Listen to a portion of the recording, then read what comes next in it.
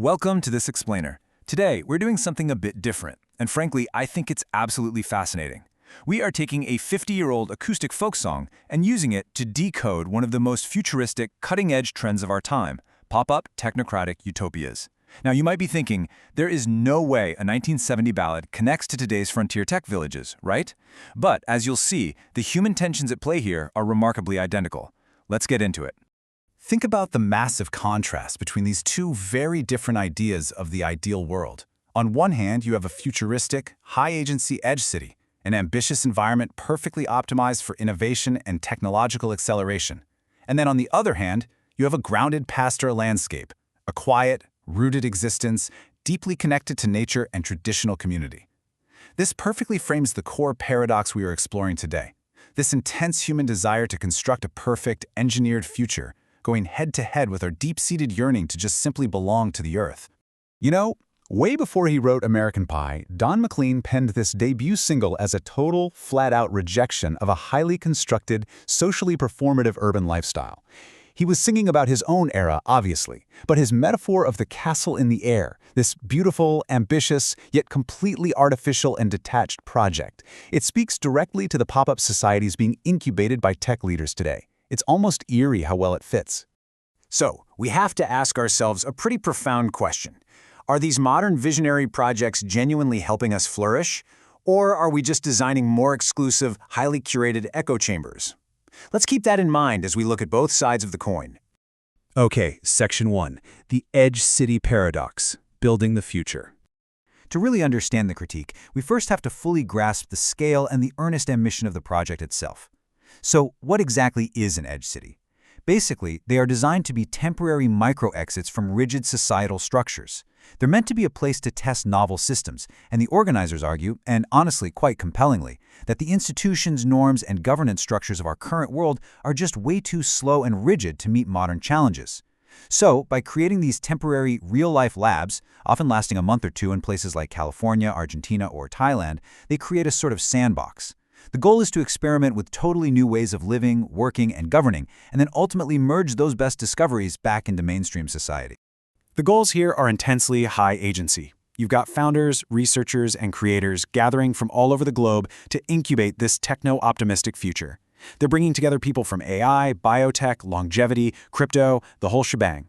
We're talking about attendees like Ethereum creator Vitalik Buterin, musicians like Grimes, and top researchers from Google and OpenAI. They focus really heavily on what they call default healthy living, pushing the absolute boundaries of neuroscience, spatial computing, and new urbanism. It's a highly curated, deeply intellectual environment designed to beat the cold start problem of building novel ideas. But, well, as history always shows us, highly curated environments almost always come with their own set of psychological blind spots. Moving on to Section 2, the Hudson River Troubadour and Don McLean's ecological roots. To understand the historical pushback against these curated environments, we really need to look at McLean's worldview. He wasn't just some pop star. He actively referred to himself as a troubadour, a solitary observer of society who felt this deep, almost painful disconnect from the post-war industrial boom of New York. Back in the late 60s, his early career was fundamentally rooted in environmentalism and resisting the industrial pollution of New York's rivers. In 1968, he was actually named the Hudson River Troubadour, traveling town to town singing about ecology. He then joined folk legend Pete Seeger on the Clearwater Sloop in '69, actively fighting the urban technocracy that was polluting nature. He was out there doing the work. His time navigating the natural beauty of the Hudson Valley directly informed his core belief that true authenticity lay in nature, far, far away from urban artificiality. When he wrote these words, he was contrasting the raw, visceral reality of the physical world, the actual feeling of sunlight on the hills, with the manufactured, stressful reality of the city. He saw the industrial infrastructure of New York as a suffocating force, literally a series of walls that separated humanity from its natural state. Section 3. The Cocktail Generation, Elite Networking Culture. This is where McLean's lyrics serve as such a fascinating lens for today. His rejection of the cocktail generation maps absolutely perfectly onto modern anxieties about elite, self-referential social circles where belonging has to be earned. In his song, he explicitly rejects being part of a social scene based entirely on status and networking. Today, well, the cocktails might be swapped out for nootropics or matcha lattes at a pop-up village, but that underlying psychological pressure is strikingly similar.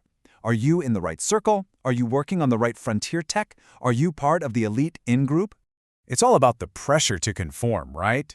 McLean sings, partners waltz, devoid of all romance, the music plays and everyone must dance. Even in spaces that are deliberately designed to be micro-exits from mainstream society, a new cultural script quickly forms. The real question McLean poses is this: if you are just replacing one set of exhausting social expectations with a new, highly intellectualized set in an edge city, have you actually escaped the castle? Section 4. Castle Walls and Technocracy, When Dreams Become Despair. And that brings us to the core metaphor of the song. What exactly does a castle in the air represent here? I mean, a castle is beautiful, yes. It's secure, it's exclusive, but a castle is also a fortress. It has walls. It's specifically built to keep the ordinary world out. For the narrator of the song, the realization that he is living inside this constructed artificial barrier doesn't bring him comfort at all. It brings him deep spiritual despair. This song is a massive cautionary tale. When visionary projects remain too abstract, or if they prioritize the idea of a perfect future over the messy, ordinary reality of human life, they become incredibly isolating. They cause actual spiritual fatigue. The narrator in McLean's song is so drained by this environment that he admits he is too weak to even face his partner to say goodbye. The artificiality has literally exhausted his humanity.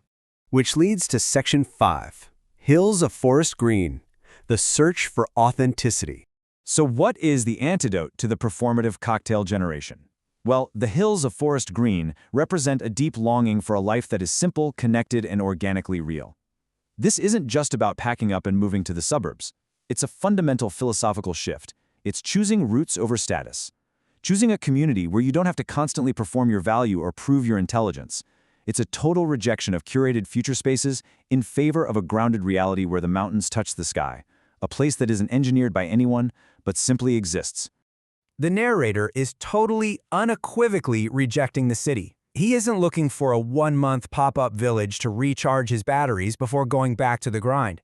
He wants a permanent realignment of his entire life, totally severing ties with the city-born identity he was raised with. He says, "I need a country woman for my wife," seeking a permanent ideological and romantic relocation.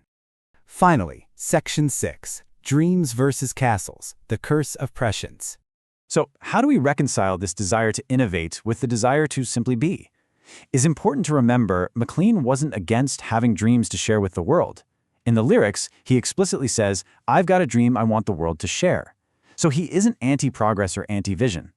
But his curse of prescience warns us about the immense danger of institutionalizing those dreams into rigid castles. The tension lies exactly here. How do you build a dream without it hardening into a fortress? How do you create an edge city that actually integrates with humanity rather than just floating above it as an exclusive performative enclave? When we contrast human ambition against human belonging, it's pretty striking. The idea of a floating utopian city represents the ultimate edge city, right? A high-agency marvel of technology and curated living, accelerating human flourishing, but it's entirely disconnected from the earth. Down below, the simple farmhouse represents the hills of forest green, rooted, natural, authentic. Both are dreams, but one is built in the air, and the other, it belongs to the ground.